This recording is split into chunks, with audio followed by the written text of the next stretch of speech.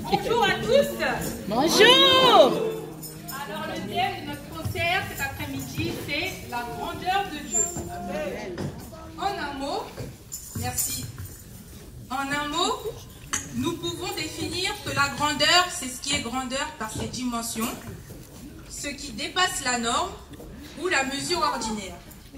Même si nous ne le voyons pas physiquement, notre Dieu est extraordinaire.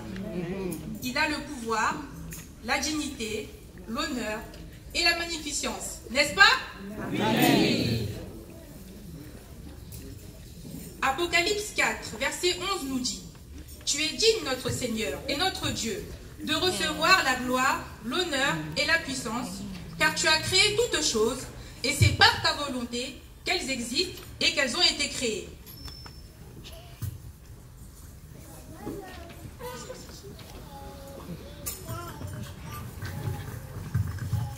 Alors, dans le livre d'Exode 3, au chapitre 2, verset 6, il est écrit: Oui, mes bien-aimés dans le Seigneur, en parlant de la grandeur de Dieu, Moïse est le buisson ardent.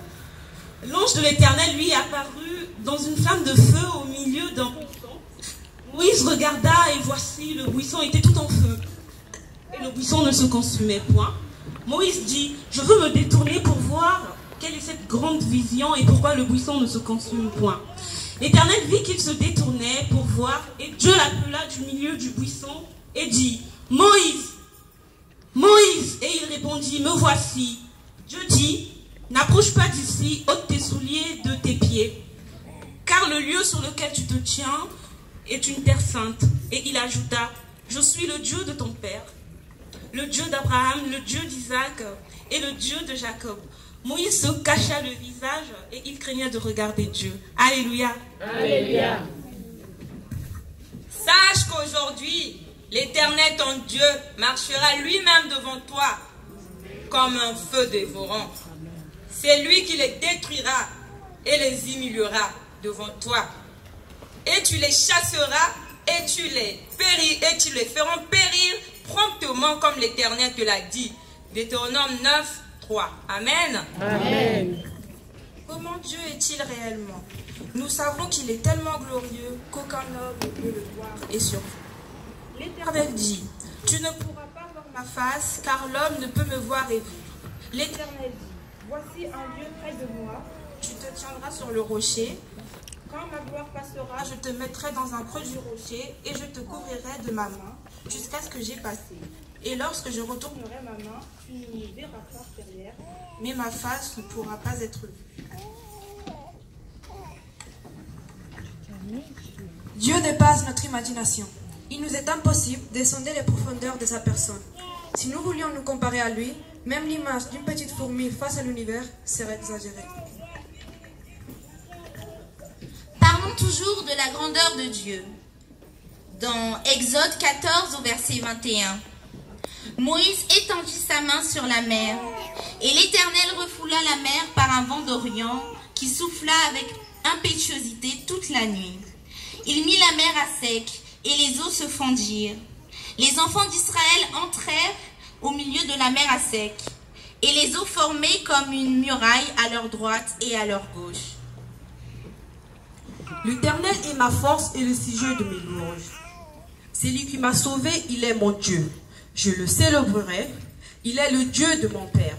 Je l'exalterai, il a lancé dans la mer le char de Pharaon et son armée.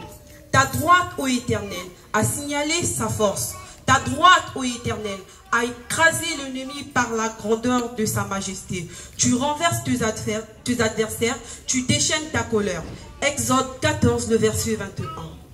Amen. Amen. Toujours pour parler de la grandeur de Dieu. Vous connaissez peut-être l'histoire de Daniel dans la fosse aux lions.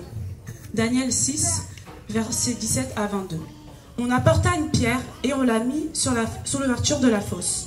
Le roi scella de son anneau et de l'anneau de ses grands, afin que rien ne fût changé à l'égard de Daniel.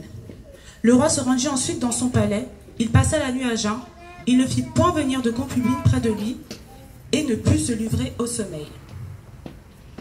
Le roi se leva au point du jour avec l'aurore, il alla précipitamment dans la fosse aux lions. En approchant de la fosse, il appela Daniel. Daniel, Daniel, serviteur du Dieu vivant, ton Dieu que tu sers avec persévérance, a-t-il pu te délivrer des lions? Et Daniel dit au roi, Roi, vis éternellement. Mon Dieu a envoyé un ange et a fermé la gueule des lions qui ne m'ont fait aucun mal, parce que j'ai été trouvé innocent devant lui, et devant toi non plus, ô roi, je n'ai rien fait de mauvais. Il est plus grand que le ciel, parfois que l'océan. Il est plus vrai, plus réel que notre propre trésor. Oh, rien ne peut nous égarer de ce type constamment. Il nous environne, ce Dieu nous accompagne toujours. Amen. Amen. Il tient dans sa main les profondeurs de la terre et les sommets des montagnes sont à lui. Dieu est partout sur terre et dans les cieux, il nous aime. Oh oui, c'est merveilleux. Amen. Amen. Chers frères et sœurs, pour conclure, Dieu est grand, nul n'est comparable à lui. Quelquefois dans la vie, Il nous arrive de penser que Dieu nous a abandonnés. Mais non. J'aimerais vous rappeler que Dieu nous fait passer par des épreuves pour nous montrer à quel point il est plus grand que nos problèmes, nos soucis, nos inquiétudes. La Bible nous dit que là où l'intelligence des hommes s'arrête, celle de Dieu commence. Et là où l'homme est limité, Dieu se révèle comme illimité. Amen. Amen.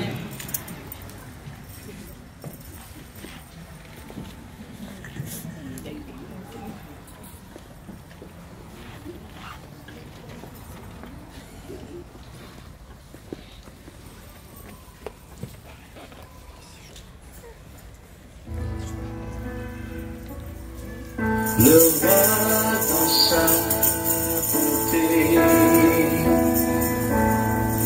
vêtu de majesté, la terre est dans la joie, la terre est dans la joie, sa gloire resplendit, l'obscurité s'enfuit.